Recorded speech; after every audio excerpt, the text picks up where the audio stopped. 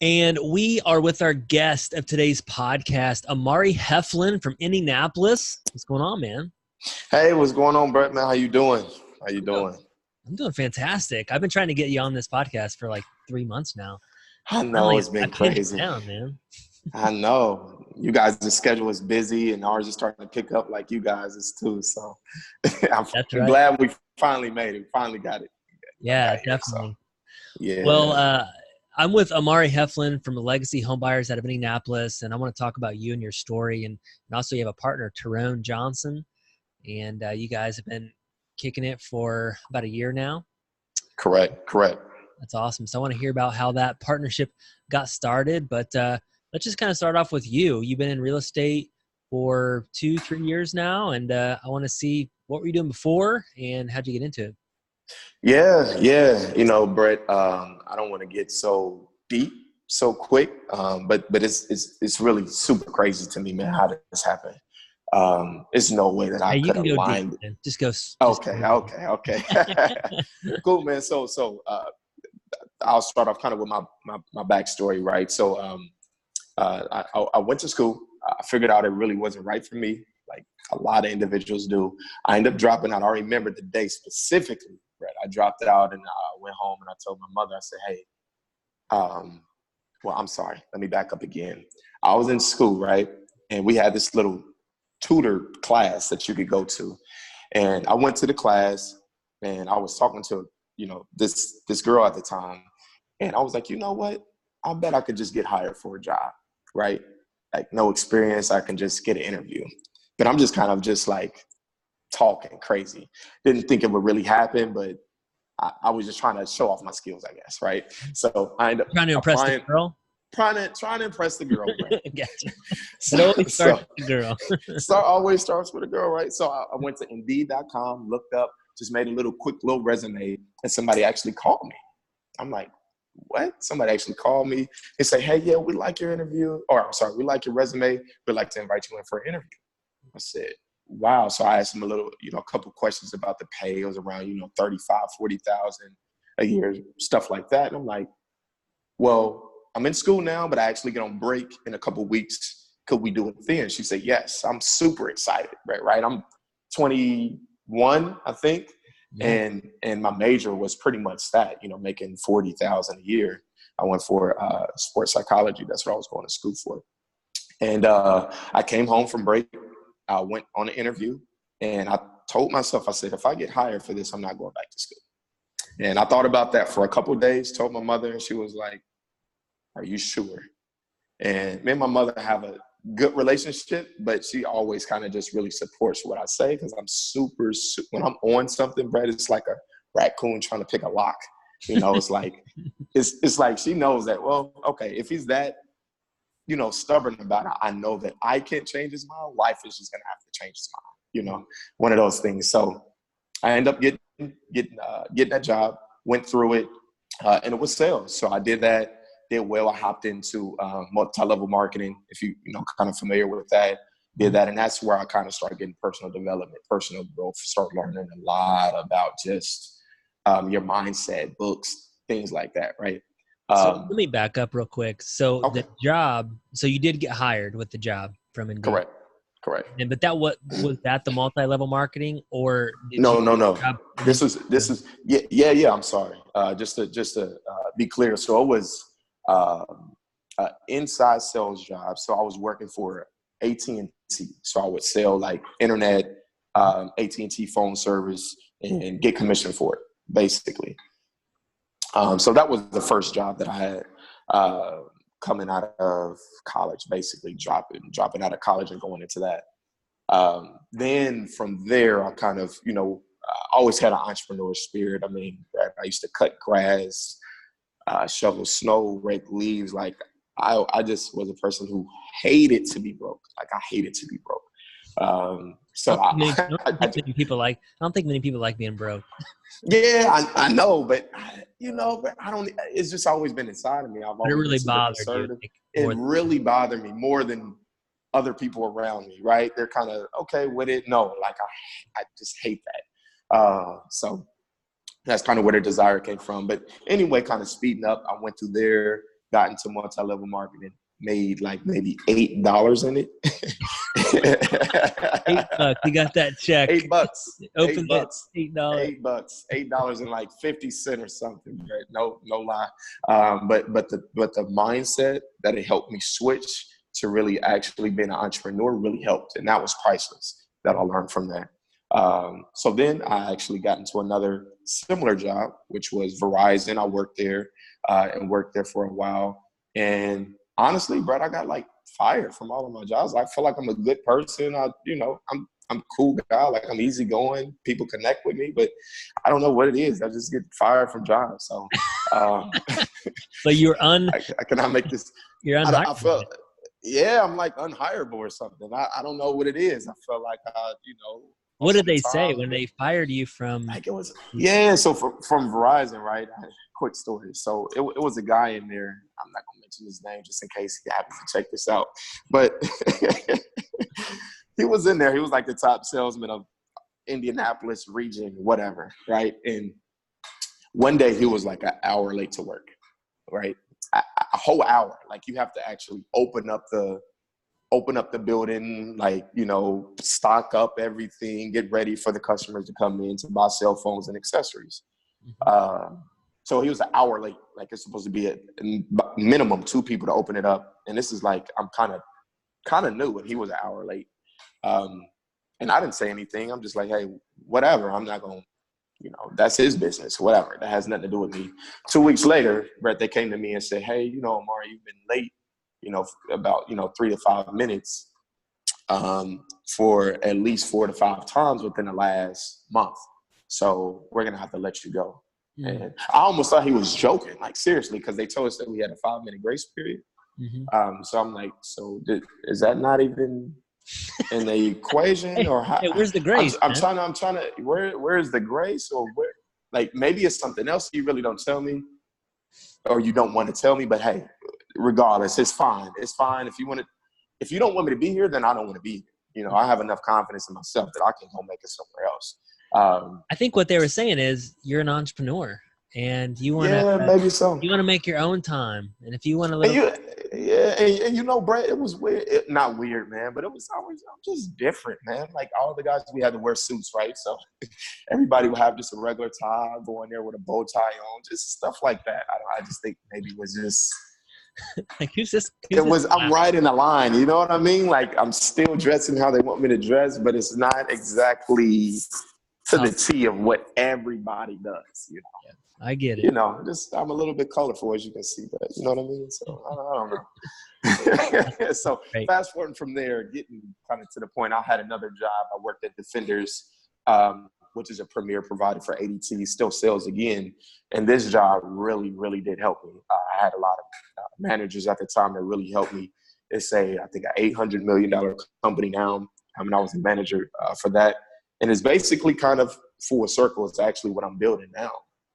So I've been it's a whole different product, whole different service, right, with homes versus security systems. But the way that they structure it, the way that the leads come in, how it's set up is real similar to what we're looking to build now. So it really helped out. And I had no clue that it would be like this, looking back 2.5 years ago, I was doing that. Yeah. So kind of going back, before we really get into the real estate stuff, which position or which time do you feel like really helped you with this business? Was it the Defender sales job? Was it the multi-level marketing? Was it getting fired? What do you think was really started to get you prepared for this business? Yeah, two things. Good. That's a great question, actually.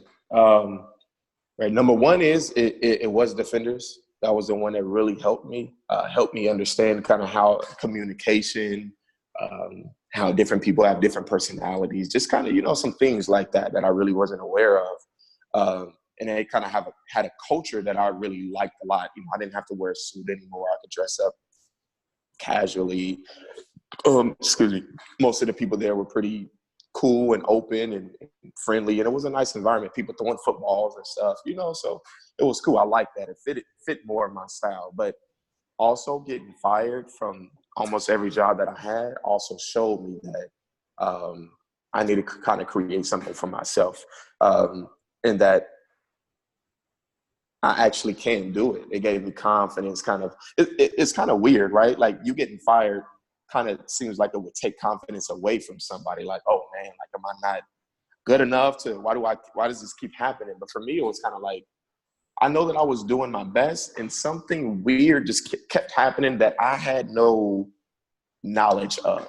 That make, like, you know, when you're doing something that's kind of on the border to get fired, hey, you're doing something over here, and if you get called, you're kind of prepared for it. I had like no clue about that I would be getting fired, like, at all. So I kind of took that, and that really helped me hone in and say, hey, well, maybe you should really just focus on creating something for yourself instead of leaning on other people to really help that, you know. Yeah, So definitely.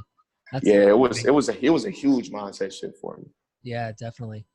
Well, that's great. Let's get into real estate. So when did you get in? What was your first deal like? And let's get into that. Yeah, man. So I got into real estate 2017. Never forget it. October 18th, 2017. Almost 2 years to the day. A little bit over it now. But I got my first flip project, man. And kind of the backstory on that is that I had somebody who was kind of helping me.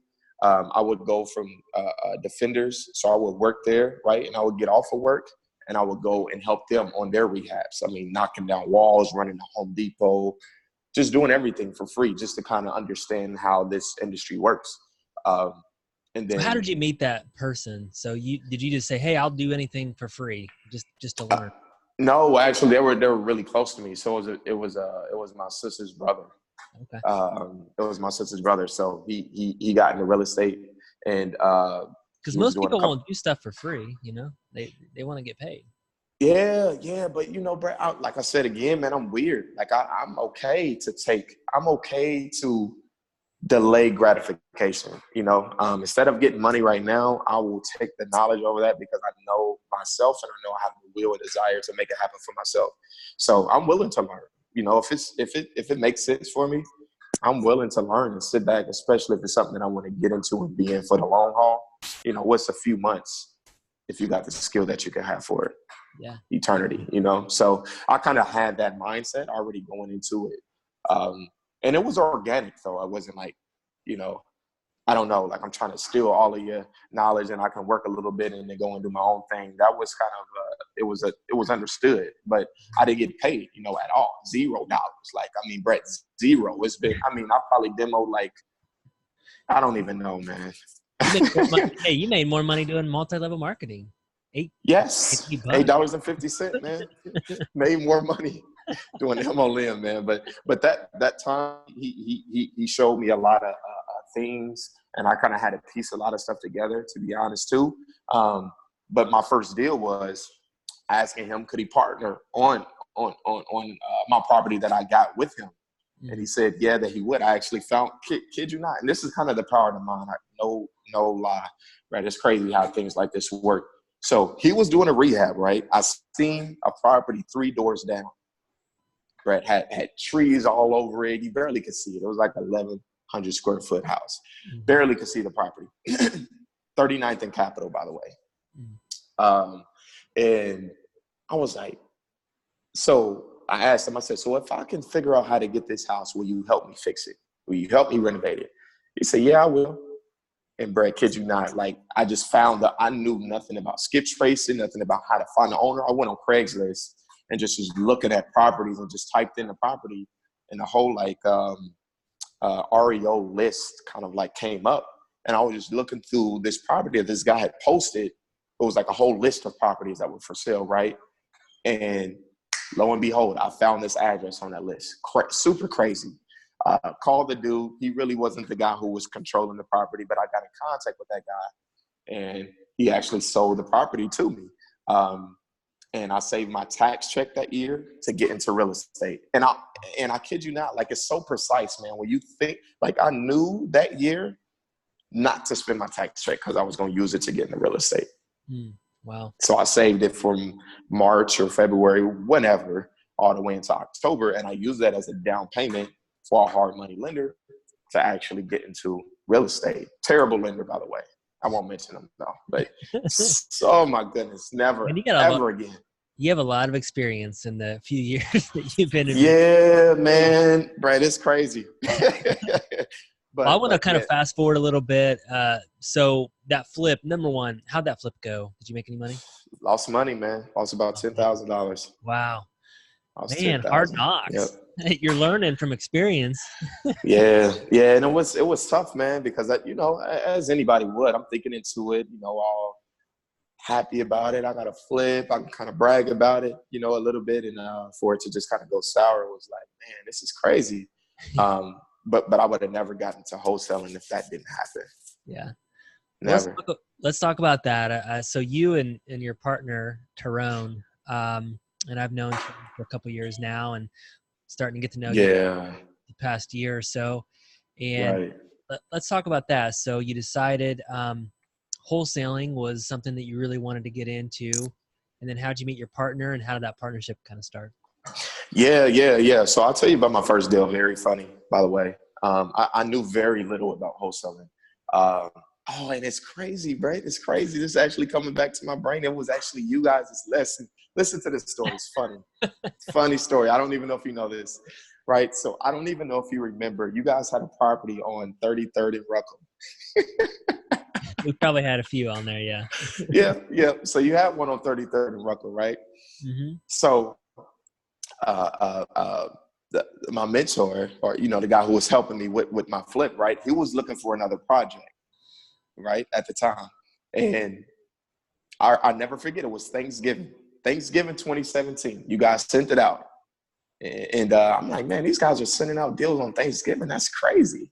So right. So that's what I thought in my head, right? So listen to this though. So it came to my email. I checked it out. My guy calls me and says, hey, man, I think I found my next flip. I'm going to put in an offer for it, $69,000. I just seen it on Syria. It's over on Ruckle Street. I said, what's the address, man? He told me the address, and he had seen it on Syria at 69, but it came to my email at 67, right? So I asked him, I said, well, if I can get it at 67, will you give me like the in-between and you still buy it at 69? He was like, yeah, I'll do that, because I was going to purchase it anyway. I said, okay, man. But I called you guys. I don't know if it was Brian. I forget who it was. I called you guys from the email, whoever number was on there. I said, hey, I see this property here. That's awesome. on 33rd and Ruckle is for $67,000. I seen it somewhere else at 69. Can I get it for 67? You guys were like, oh, yeah. When do you want to get it? When do you want to get it? And I'm like, yeah, let's I'll speak to my partner and we can get it. And we closed on it, and I made $2,000 from that. Nice. Looking back now, Brad, I should have been like, hey, can you give it to me for 55? I know. That's funny. Or something. But yeah. I knew I had no clue about wholesaling, but that was my actual very first deal, man. And I just picked up a phone call and made a couple grand. I'm like, man, this is crazy. So carrying on it is that, when you're not in the wholesaling world, and we have a lot of listeners that are really interested, and sometimes I've been in this for 12 years, and $2,000 12 years ago, that was a huge lesson, right? And you picked up the phone, made one phone call, and made that. And then your other job, you're probably working a couple weeks. Oh man. Yeah. Like that. Yep. And that's the huge light bulb went off right there. You're like, wow. And it gave you confidence, I bet. Like, I can. Yeah. It's easy. Yeah, it did. But mind you, Brett, my flip is still going on during this time. My very first flip that I lost money on. I'm still working on it when I did my first wholesale deal. So I'm like, okay, let me kind of figure this out. So I started to ask around, and this is where me and Terone started to click. So I reached out to him and I said, hey man, do you have like any properties? And I can I started to kind of look it up a little bit. Mm-hmm. I forget even whose YouTube channel. Maybe it was Sean Terry, I think. I saw his. And I started to understand the concept a little bit. And then I reached out to him. I said, man, do you have like any properties? And I'll see if I can find somebody who wants to sell it. Now, I really don't. Hindsight is 2020. Going back, I don't know if that was really the right thing to do. Because things can kind of get messy in the industry doing that. But I had no clue. I was wet behind the ears, man. So I asked him. And he was like, yeah, I got a deal. And he sent it to me. And I found a buyer for it. Brett, we closed 3 days later and we made $8,000 off of it. I'm like, hold on, wait a second. This is crazy. Like, this is maybe even more money than I could probably even make on my flip at this time. So I'm about to kind of figure this out. Yeah, like 6 months or something. Yeah. So I'm like, let me actually really hone in, figure this out so that I can, you know, and the light bulb clicked for me. You know, everybody has their own preference in real estate. But for me, I was like, hey, if I can do maybe, you know, 2 or 3 of these in the same amount of time that it would take me to flip a property, then that's like, I would rather much do this because I don't have to do all the heavy lifting, finding contractors, running to Home Depot, somebody breaking in. I don't even have that thought in my head. Yeah. You know, it's very simple and quick and to the point. So yeah, that's kind of where it started, man. Wow. Well, that's awesome. So you made $8,000 on that, and then you and Terone started to hang out, and then you developed this partnership. So I always am very interested in partnerships, on why people get into that. So can you kind of talk about that? Why did you guys decide to be partners, I guess? And why did Yes. you say, hey, we'll just work together. We'll, brainstorm a Right. little bit. Yeah, But, yeah, yeah. Yeah, Brett, to answer you, that's a great question as well. And, you know, I hear a lot of times in the industry that partnerships don't work, you know, partnerships don't work out. With me and Terone, it was so, and to tell a little bit of his story too, since he's not here, you know, he's from Indianapolis, just like me. He played ball, just like something that I wanted to do. He went to North Central High School here. He played at Purdue University. You know, he played some overseas and things like that. So we had to kind of, you know, same similar group of people, even though we weren't close or we didn't really know each other like that. We knew all the same groups of people, right? So that really helped us kind of click because we're kind of the same person in a way. But what really helped us, honestly, Brett, is that he had already been in wholesaling, so he was kind of teaching me some things. But we're opposite, man. And that's what really helps. That's what really helps. So we don't clash too much because what he likes is what I don't like. And what I like is things that he doesn't like as much, you know? So our partnership kind of developed very organically. I want to say that I wasn't looking to partner with Terone. I wasn't even looking for a partner, right? I was just trying to make some money. I was just trying to make a wholesale deal. I didn't even know if I wanted to do this fully yet. I was just like, hey, let's work on this. I'm still transitioning out of a job. Like, is this really going to keep sustaining me? Can I really keep doing deals? Like, this is kind of weird, but it's working though, you know? So me and him kind of just hit it off, honestly, very organically. And out the gate, we just kind of start doing deals together, and we start doing deals together maybe for almost, you know, maybe 8 or 9 months before we actually came together and decided to make a partnership from it. You know, so we got to get, you know, we got to really know each other in some different weird scenarios, heated situations, and kind of see how each other reacts to stuff like that, and just see each other willingness to actually really grow. What are our goals? Like, why are we doing it? And things like that kind of align for us. And that's what made us kind of say, oh, you know, we really feel comfortable actually going into a partnership. So we had, you know, maybe about an hour-long conversation before we actually made the commitment to get in the LLC together and really, you know, to do business together. Because that was a big step for me. I'm like, if you don't want to go, if you don't really want to be all into this, let's just not do it. I'll keep doing it myself, you know. So I think that's good for anybody, for partnership, right? To just kind of outline the things at first. You're going to run into a whole bunch of things that you can't even foresee right now, but at least the foundation, you guys have similar characteristics that works for you guys. It's in your business. Like T's very analytical, and when I say T, I'm talking about Terone, obviously. That's what I call him. He's very analytical. He's super a numbers guy. I'm very like personable with people. I love to talk to everybody. Brett, probably make your podcast run over. I'm sorry. Okay, man. So we're good at different things, but we also can cross over into each other's playing field if we need to. But that really helps out because he doesn't step on my toes too much, and I don't step on his. I mainly handle acquisition. He handles disposition, so it really helps us. Awesome. Yeah, I think that's really key. And I think you learned that in another new position, just to learn the personalities of people, that we're all wired a little bit different. And I'm kind of like you. I like to talk to people. I like to speak, do different things like that. But when it comes to, looking at my computer, running numbers and data and all that, it just drains the energy. And Yep. like the last thing Yep. I really want to do. So that's awesome. So you guys got together. So I want to talk about this year. How's it been? How many deals have you guys put together? And what are you guys seeing, man? Yeah. Now, Brett, I want to be completely honest and transparent. That's how I am, man. To date this year, I don't even know how many deals we've done. That's kind of the next, being You're not the number. 100% honest. I bet Terone knows. I'm not the, Terone probably.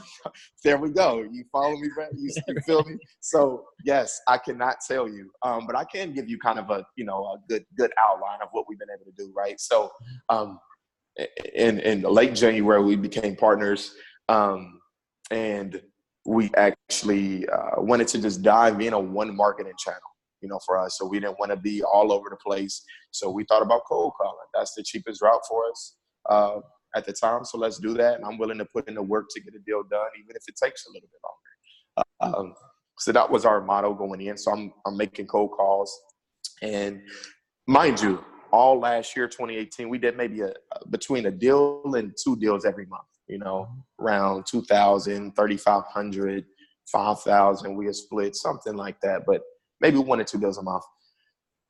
In March, it became 2 deals a month was pretty consistent. 2 to 3 deals a month in March.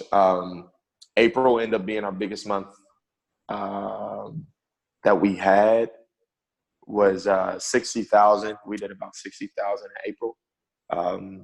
But then since then, Brett, it started to kind of just go up. So we do maybe about 25 to 30K a month. I would say pretty normally,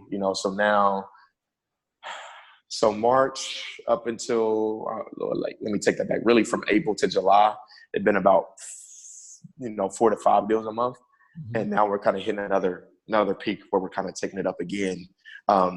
And all this has been happening really, honestly, within like the last month. We're at least doing like 6 deals a month now. Wow. Every single month. Yeah. We're picking some things up as well.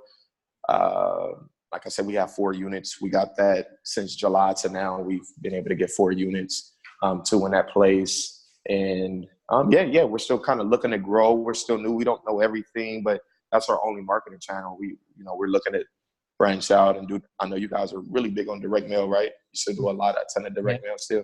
Yeah. So so we kind of want to tap into that a little bit, but we just kind of want to have things set up. So it's just that's great because it's cheap. It just takes a lot of sweat, right? It does. Yep.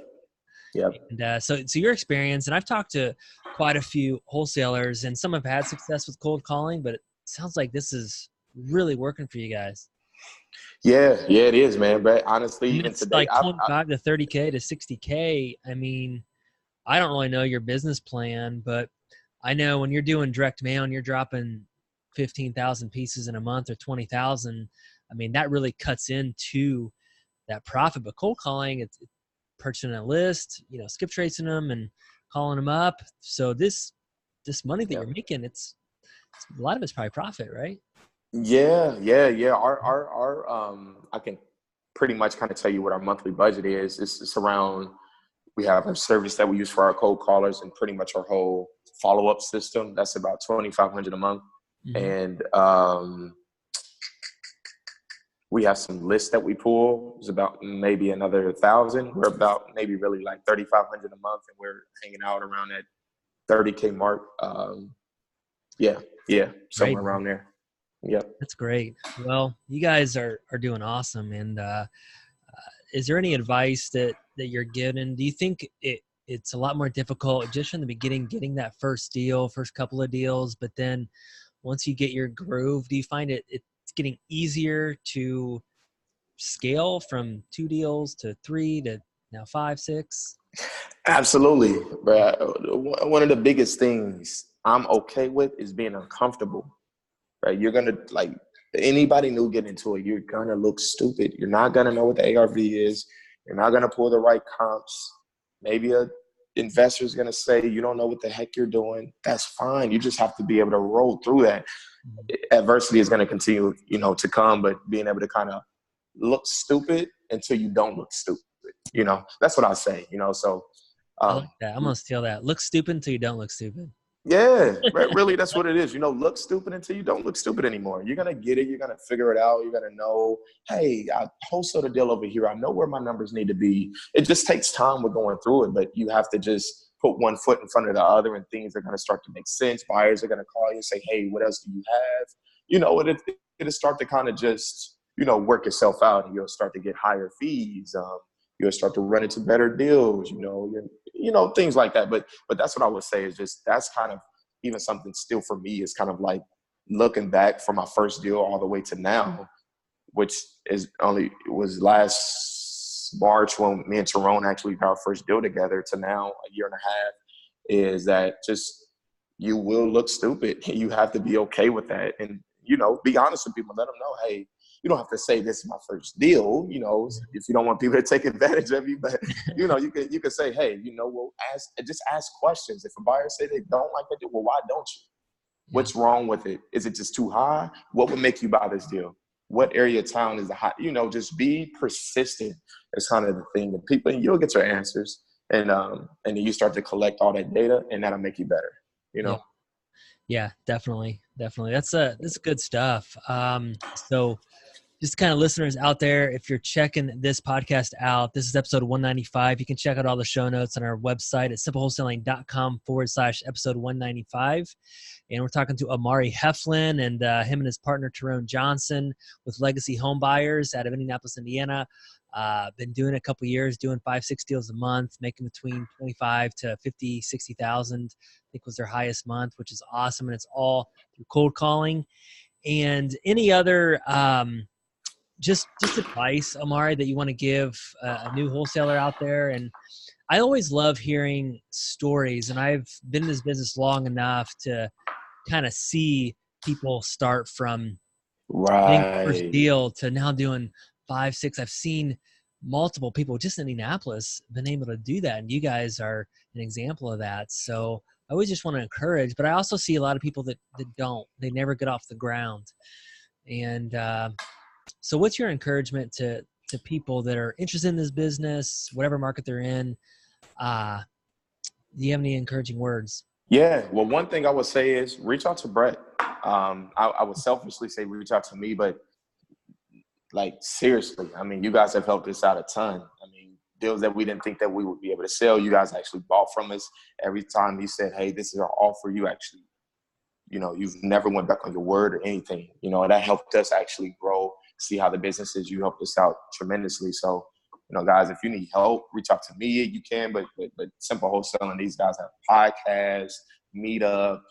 I mean, you guys are, kind of showing the way and paving the way for people like, our company to come through and, do the things that we're doing now and kind of get some traction. But early on last year, I mean, Brett, you guys have been like, I don't know, 60% of our our deals, sold to you guys.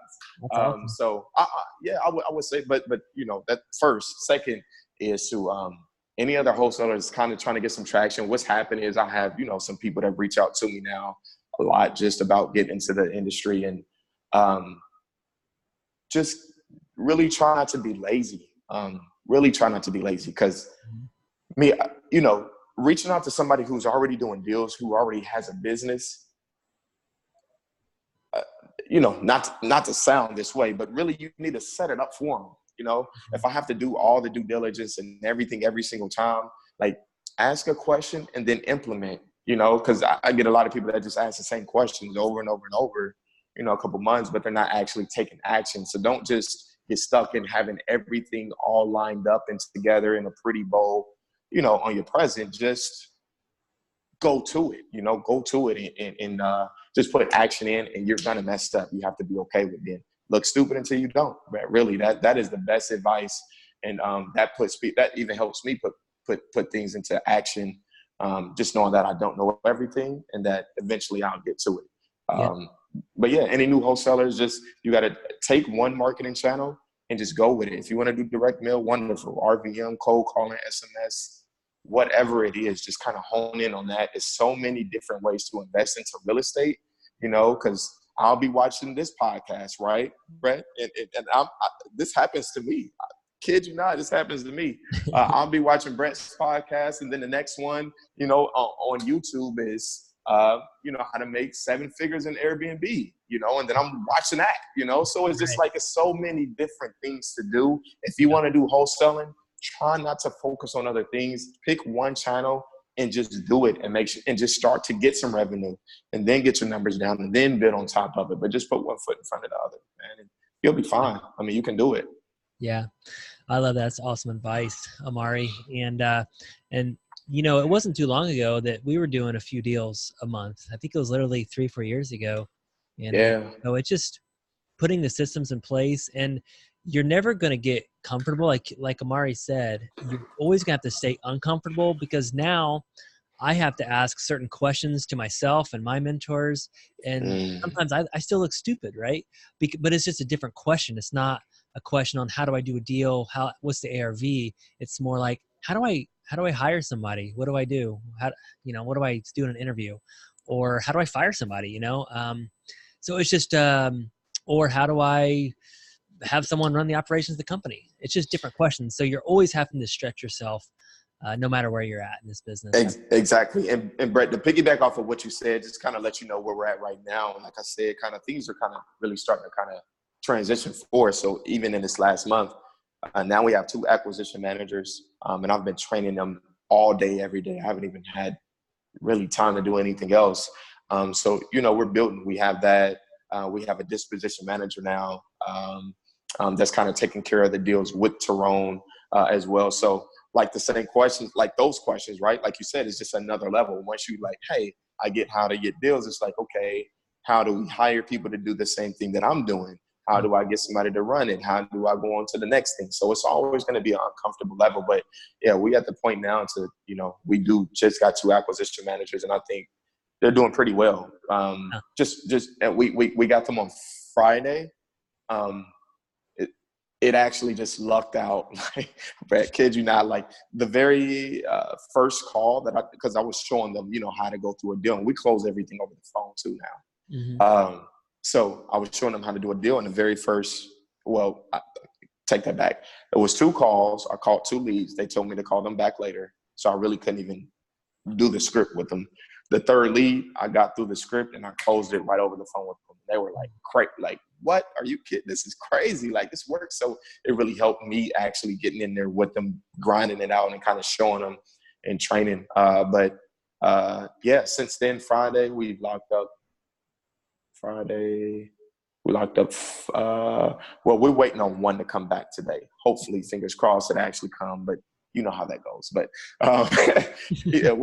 we had 3 deals since last Friday. They go through, and they got their first deal yesterday. First, signed contract yesterday, possibly 2 if he signs it today. So, and we got a couple in the pipeline. So today it could be, possibly 2 or 3 that actually could be signed that they did too. And they haven't even been in it a week yet. So we've been hitting it hard, man. And yeah, hopefully by the end of this week, we should be at, 7 or 8 contracts locked up for the week to go out. Wow. Yeah. You guys are growing and scaling, and two new guys. And one of the things I tell my team, sometimes I don't do it in the nicest way, but I always say, we don't hire people just to stay the same. We hire people to get better. They have to pay for themselves, plus grow, right? So you're not doing it just to do 5 deals a month. You're doing it to do 10. Yep. So. Exactly. Yep. That's truth. I like that.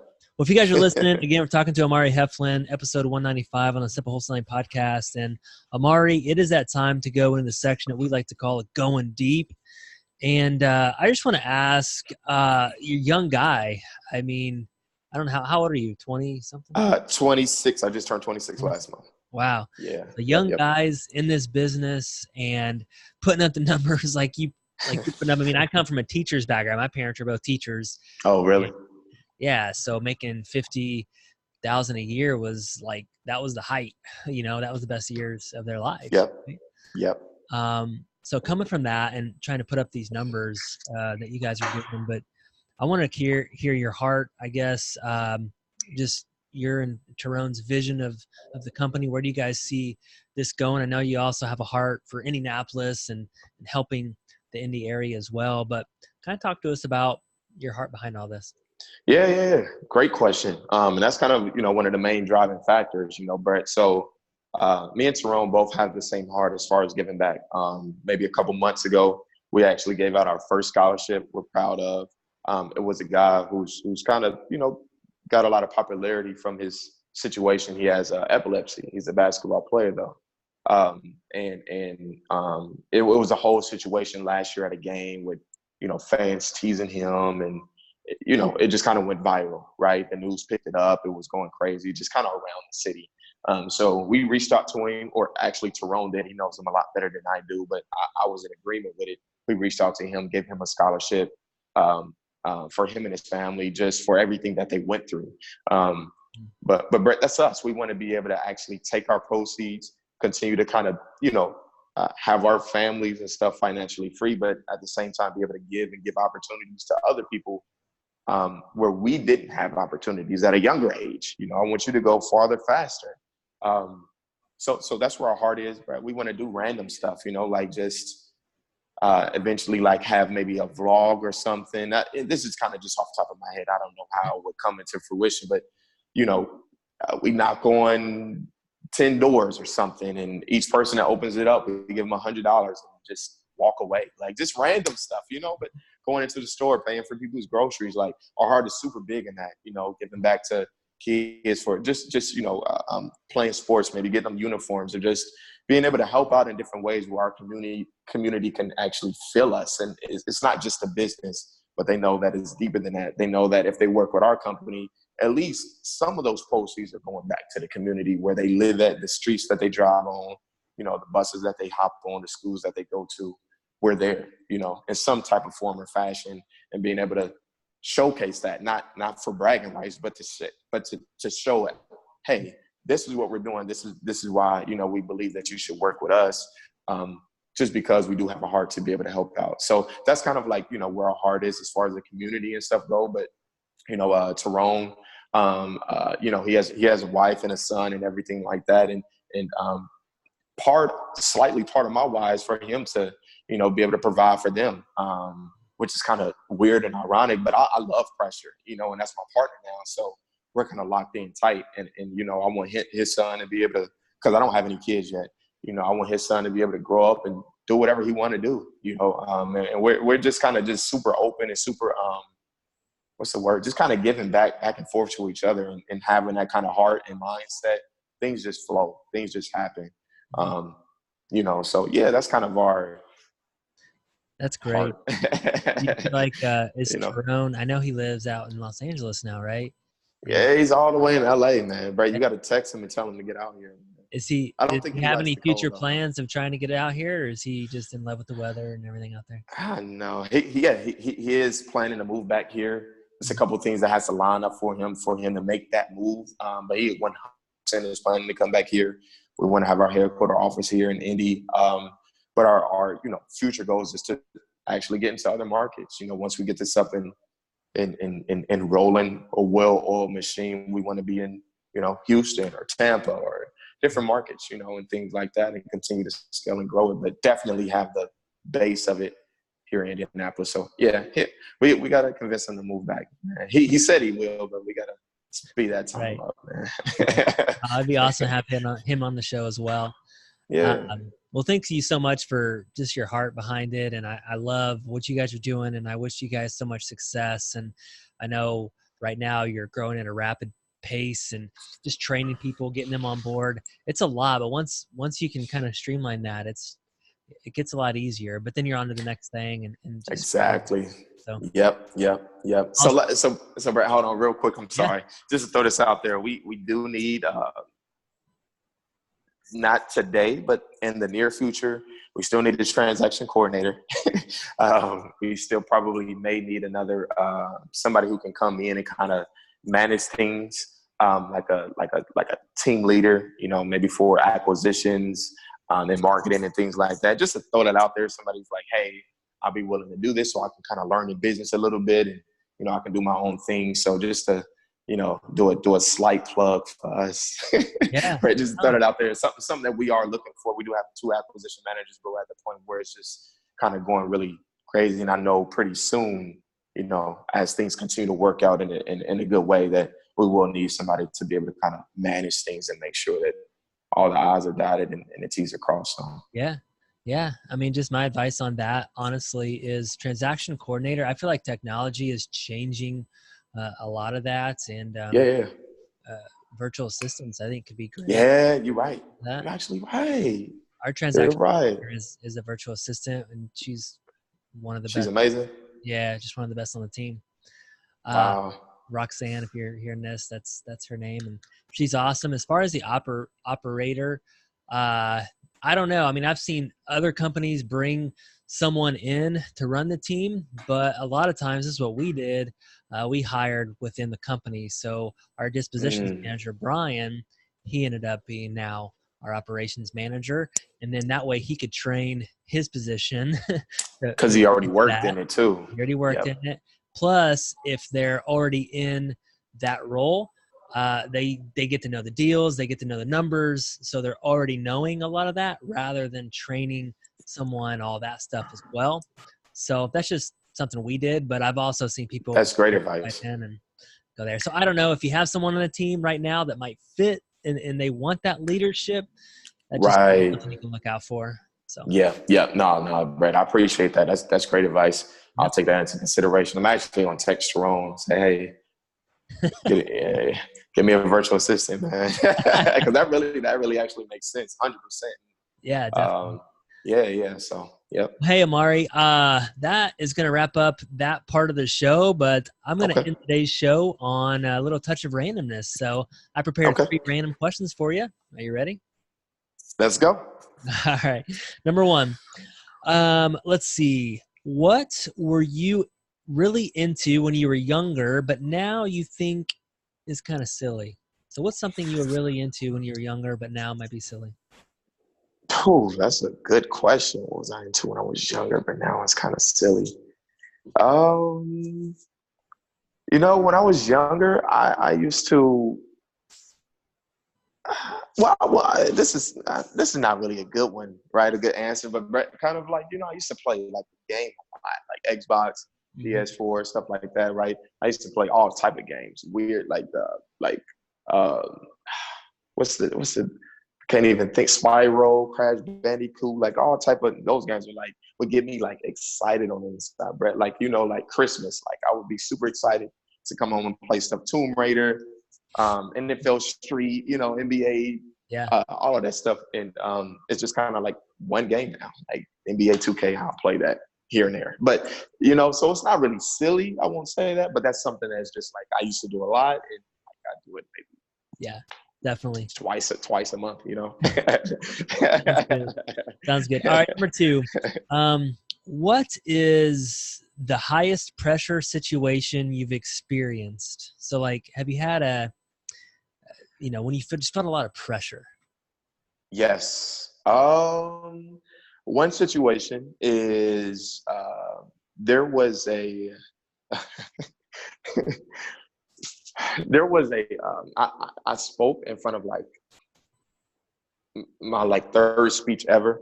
I've spoken around Indianapolis to, some schools and things like that. And my 3rd speech ever was in front of I think it was 850 people outside. I just fell into it. I really wasn't even supposed to be a speaker at it. I just kind of fell into it about just the community and what we need to do to kind of help rebuild our community and stuff. It was more kind of things like that. And this was a few years ago. I was Brett, I had no qualifications to be speaking up there, but I was just speaking from the heart, just being real and honest. But as far as the pressure goes, it was just I didn't even think that I was going to do that day until I'm doing it. And it's microphones, Fox 59, Channel 8, Channel 6, just staring at me. I'm like, this is interesting. That's cool. Did you rise to the pressure afterwards? I did. They actually had to take the mic away from me. See, that's what I'm saying, right? They had to take it away. It was like, okay, your time is up, man. That's cool. That's awesome. All right. Last question. And this could be in real estate too, or with outside of real estate. But Yeah. is there something that you're just tired of hearing about? Something that I'm tired of hearing about. Oh, oof. If you get on Facebook, socials, I don't know. You know, one thing that I hate, it's not something that I like see a lot, but I just, can kind of, yeah, I guess I hear it, right?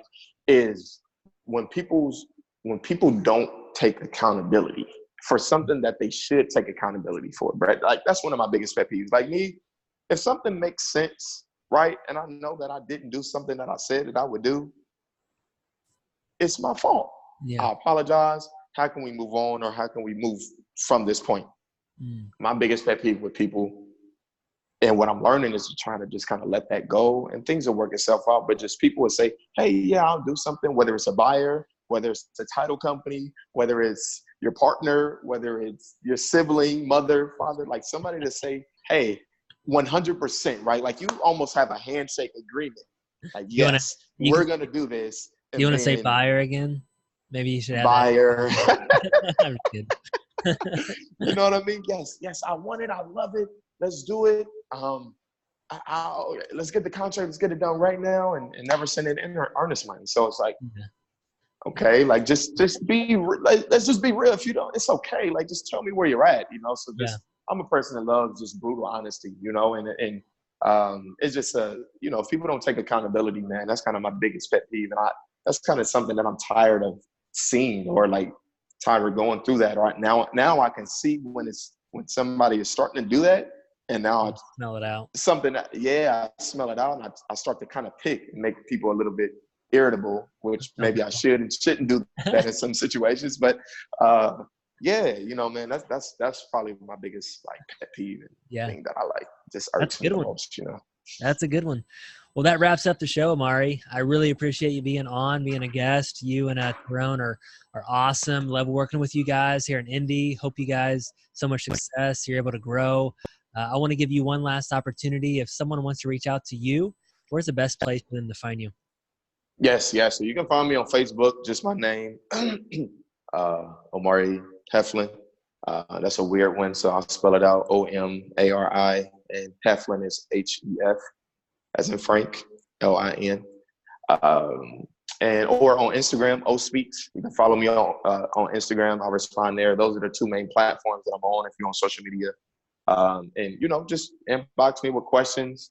I'm here, to help the community. But if you do inbox me with questions and it's the same thing over and over, just being honest, I'm probably not going to continue to respond if I see that your willingness is not to grow and to, really kind of take it to the next level for yourself. But if I see that you're working for yourself, I will help you 100%, but I'm not going to pick you up and carry you to the finish line.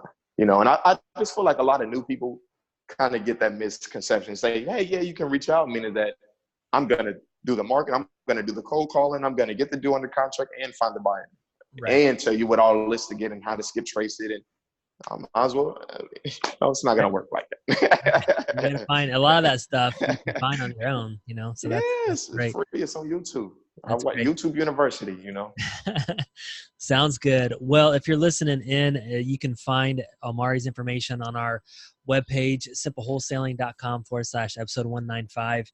And that's a wrap with Omari Heflin. Thanks, Omari. I appreciate it, man. Thank you, Brett. Appreciate you guys.